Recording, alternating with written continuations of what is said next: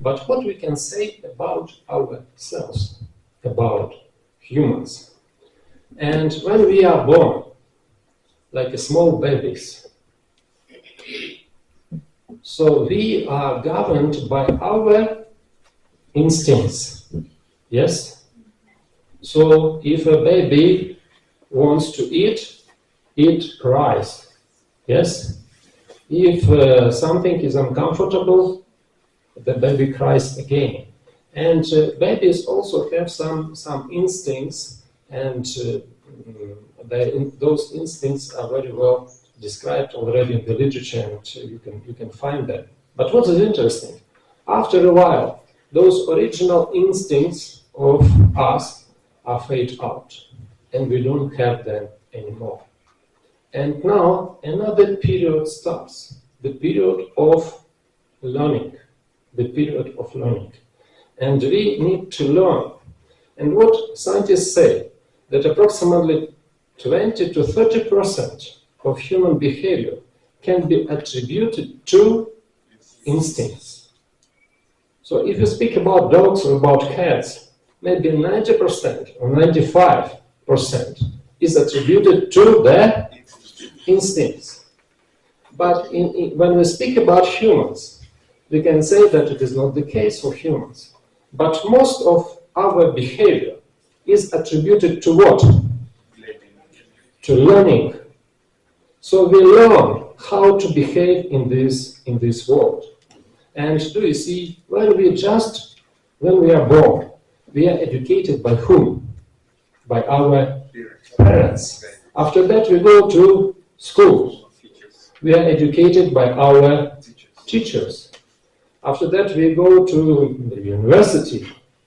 And after that we go to life, yes? And this education process never stops. Until the person is still living, we are still being educated. We are learning something. We are learning something new. And this is an important issue of us, of men. Because, do you see, when we compare us with animals, so, and as I said, 90% or even more than 90% is written inside the DNA of animals, how they must behave. But it is not about human. So humans can teach themselves how to behave. And if we continue that analogy with the computer science, so what we can say about a human? Who is a human? What is a human? What is a man?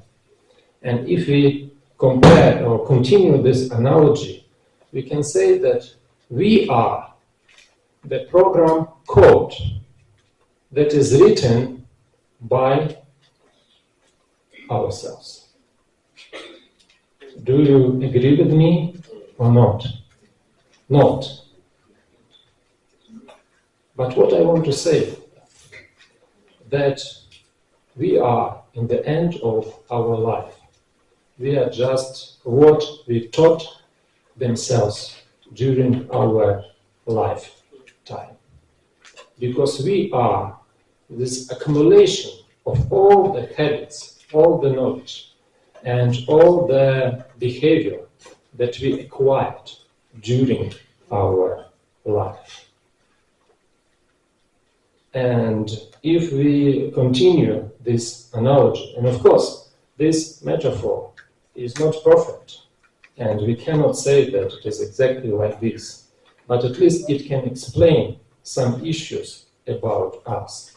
And what I can say about this comparison of us, human, who accumulate or who write ourselves, when we write ourselves, this code, actually, it is again an interesting detail.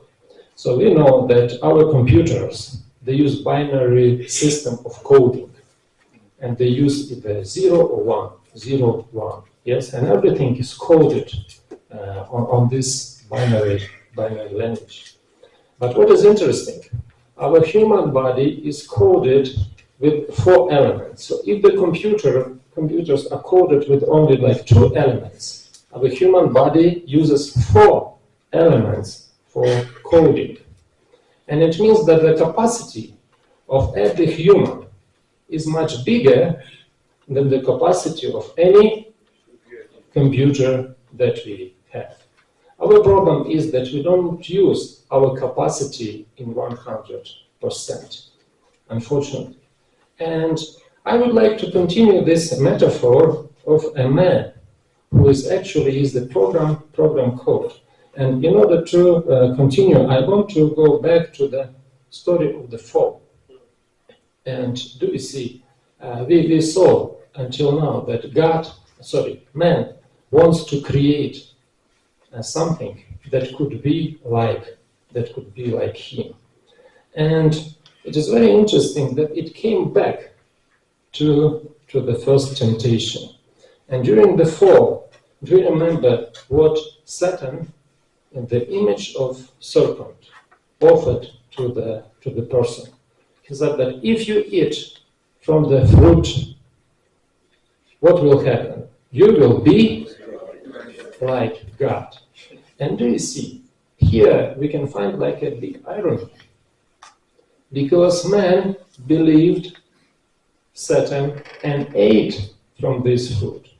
But in fact, man didn't need to eat or to do anything to be like God. Why? Yes, because we are already created in the image of God. We are already the image of God. And we don't need to do anything to be the image of God, because we already are the image of God. And what happened in this moment when the first people ate from this fruit? If you continue the analogy with the programming and the computer code, we can say that this code that is written inside us, when we committed a sin, this code got broken. And we can just use this analogy that kind of a virus appeared in the first code that was written by God. And now all of us are infected by this virus. And when we speak about this virus, we can see that this virus, like we know that God created person and person was perfect. But now, after the fall, the person became selfish. The person became not loving, egoistic, brutal, cruel, and we can continue with many, many other characteristics. And this very clearly seen even in this scene that is written in Genesis chapter 3 and verses 12 to 13. But we can see how Adam is blaming Eve and even God that they were a reason of his fall. And Eve also blamed somebody else in this, in the fall. And when I look at this picture that you can see, do you see, of course I like how the artist portrayed Eve, like Adam is embracing Eve. But when I read this story, when Adam said, "It is not me, it is whom?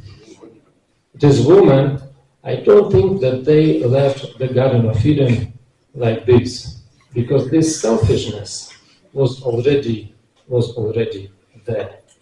And do you see what people say about this? Something is really broken inside of us. And instead of being like loving persons, how God created for us, we became very, very much egoistic. And one famous author, Scott Peck, he was American psychiatrist, and he said like this: "I am a totally selfish human being. I never do something for somebody else. But that I do it for myself.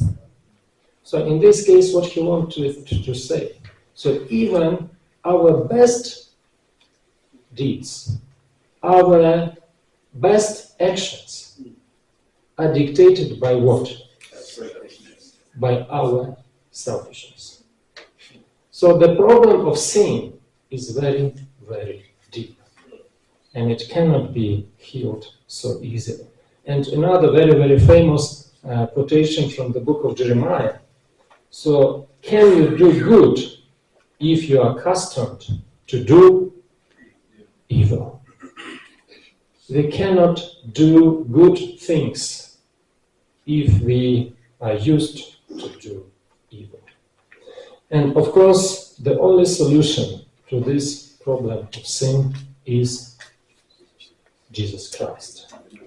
And when Jesus Christ came, he entered this world to teach us a completely different behavior, not to be egoistic,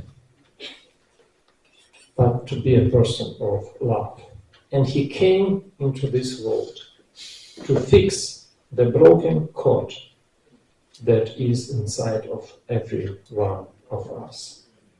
In the Middle Ages, there was a very, very famous theologian, Peter Abelard, and he developed the so-called moral influence theory. And according to this theory, what Jesus did, he just showed us an example, demonstrated us an example.